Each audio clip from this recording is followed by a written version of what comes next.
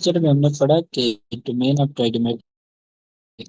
सो इस लेक्चर में हम पढ़ेंगे कि हमारे पास combination of trigonometric function like पिछले लेक्चर में हमने जस्ट किया लाइक साइन ऑफ 3x का डोमेन क्या होगा, tangent of x tangent of theta का डोमेन क्या होगा, 2 सेकेंड ऑफ 4x इसका डोमेन क्या होगा। हमने जस्ट इस तरह की चीज। अब हमारे पास अगर कॉम्बिनेशन ऑफ फंक्शंस आते हो तो उनके लिए क्या होगा, हमारे पास डोमेन किस तरह से फाइंड करेंगे।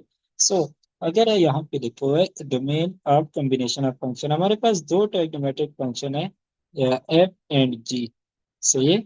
तो हमारे पास दोनों एड हुए, दो फंक्शंस एड हुए। लेट्स सपोज इस तरह से है sine theta plus cos 2 theta. सही है। तो यहाँ पे ये एक सेपरेट कंसिडर टर्म कंसिडर करते हैं, इसको हम सेपरेट टर्म कंसिडर करते हैं। सो इस केस में हम डोमेन किस तरह से फाइंड करेंगे।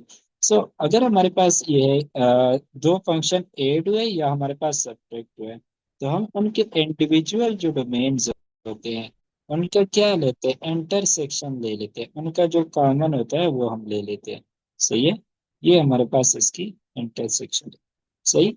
इसी तरह अगर हमारे पास दो फंक्शन मल्टीप्लाई है, लाइक इस तरह के केस हो सच दैट साइन थीटा या इसके साथ मैं मल्टीप्लाई कर दूं सीकेंट ऑफ थीटा।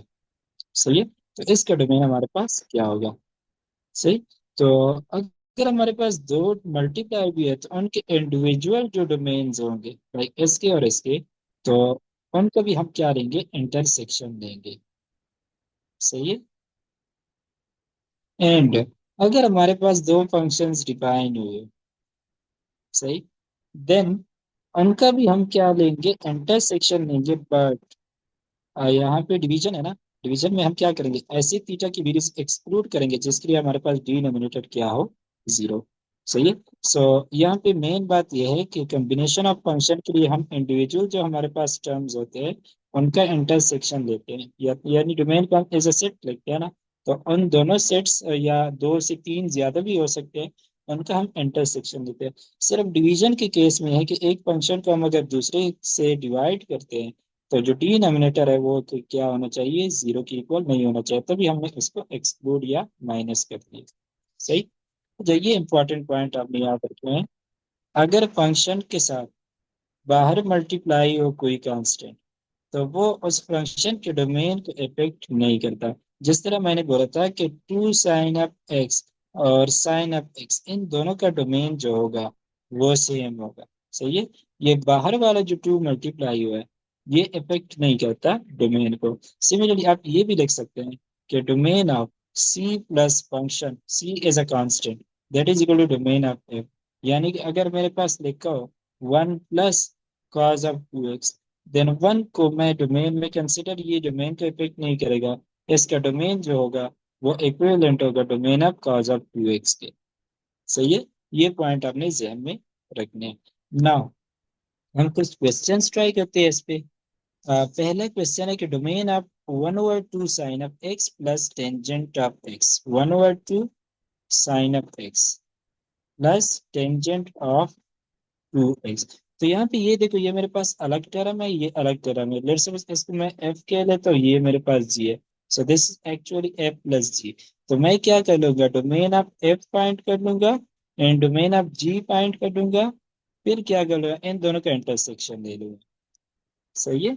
एडिशन है। तो मैं इन दोनों के इंडिविजुअल डोमेन्स को क्या कर लूंगा, फाइंड कर लूंगा और फिर मैं उनका इंटरसेक्शन ले लूंगा। मतलब कि यहाँ पे मेरी रिजल्ट। सो पहला मेरे पास जो है F, that is half of sine of x. अब ये जो हाफ है ये डोमेन को इफेक्ट नहीं करता ना। तो साइन ऑफ एक्स का डोमेन हमारे पास क्या होता है, ऑल रियल नंबर होते हैं। सही है। सेकेंड टर्म मेरे पास क्या है, टेंजेंट ऑफ 2x।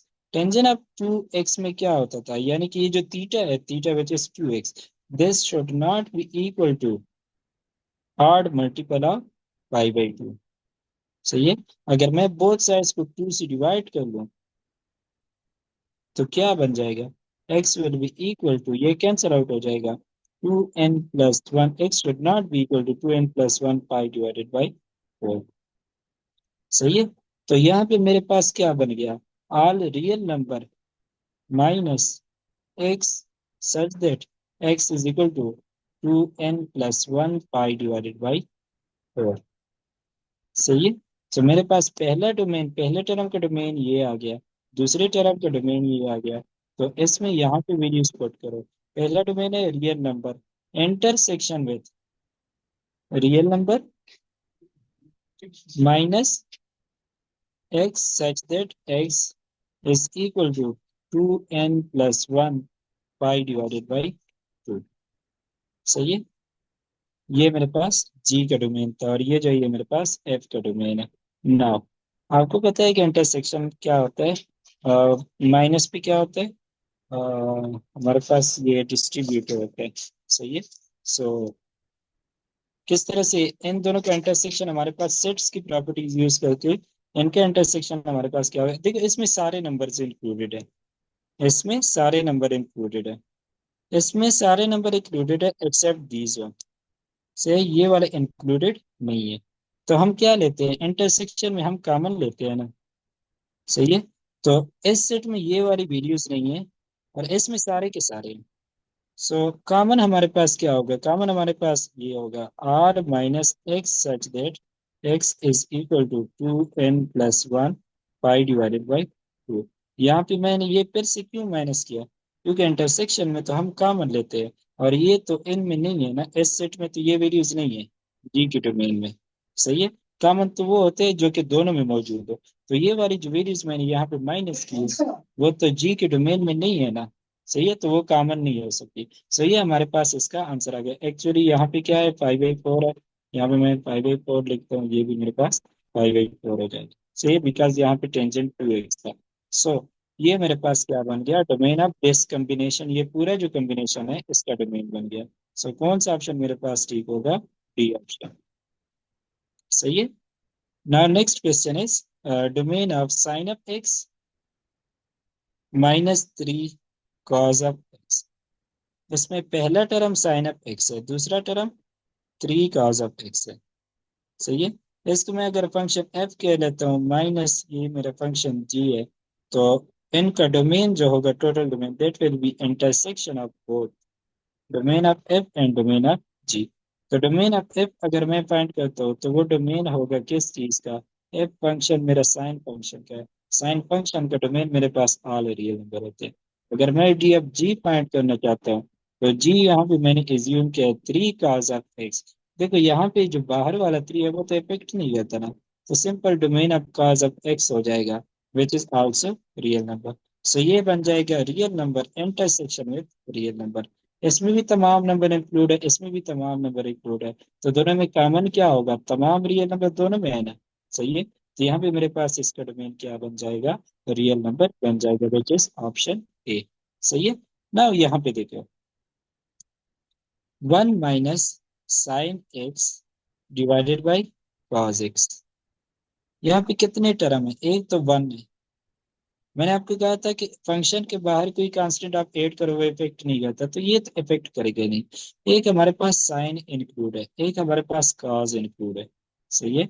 सो मैं एफ लिख लेता हूँ, F is equal to sine X. इसका डोमेन क्या होगा, domain, domain of F is equal to sine का डोमेन क्या होता है, रियल नंबर। और दूसरे को मैं इसको एफ कह लेता हूँ, इसको मैं जी कह लेता हूँ। तो G is equal to cos of X. तो डोमेन ऑफ जी जो डोमेन ऑफ कॉस की इक्वल होगा, which is equal to real number. सही है। तो यहाँ पे मैं क्या लिखूंगा, फॉर्मूला मेरे पास क्या है कि अगर मेरे पास फंक्शंस कुछ ज्यादा इन्वॉल्व है तो F, domain of F plus domain of G. सही है। अच्छा, अगर हमारे पास कोई यहाँ पे कोई और टर्म भी होता है, let's suppose tangent of x ना, तो उसको हम एच फंक्शन करते हैं और यहाँ पे प्लस डोमेन ऑफ एच, नहीं, इंटरसेक्शन डोमेन ऑफ एच भी देख लेते हैं। सही है। ये हमारे पास जनरल दो से ज्यादा के लिए भी अप्लाई होते हैं। तो यहाँ पे मेरे पास साइन एंड कॉस दो इंक्लूड थे और तो उनके इंडिविजुअल अलग अलग डोमेन है, उनके इंटरसेक्शन मैंने ले लिया। माइनस एक्स, क्योंकि हमने क्या कहा था कि हमारे पास डिनोमिनेटर जो है वो जीरो नहीं होना चाहिए, डिवीजन में हमने ये कंडीशन भी रखा था, X such that cos of X is equal to 0। सही है। ये हमारे पास होंगे। तो यहाँ पे तो मेरे पास रियल नंबर आ गए, domain of F intersection with real number. सही है। माइनस हमारे पास cos ऑफ x कब जीरो होगा? cos ऑफ x हमारे पास होता है किस चीज से? Let's suppose cos of theta इसको कंसिडर कर लूँ ना। थीटा को मैं x से रिप्लेस कर दूंगा यहाँ पे। cos ऑफ थीटा मेरे पास इक्वल है x के। सही है। एंड वो मेरे पास zero, x is equal to zero यहाँ पे लिखे हुए हैं। कल यहाँ पे ये देखो। सही है। तो x is equal to zero कौन से एक्सेस पे होता है? y एक्सेस पे। यानी कि y एक्सेस पे मेरे पास cos ऑफ थीटा या cos ऑफ x जीरो होता है। तो y एक्सेस शो किस तरह से करते हैं? 2n+1 pi divided by 2n+1 pi divided by 2। इसका मतलब है कि ये वाली वैल्यू चाहिए मेरे पास एक्सक्लूड होगी। तो मैं लिख लूंगा क्या? x such that x is equal to 2n+1 pi divided by 2। सही है।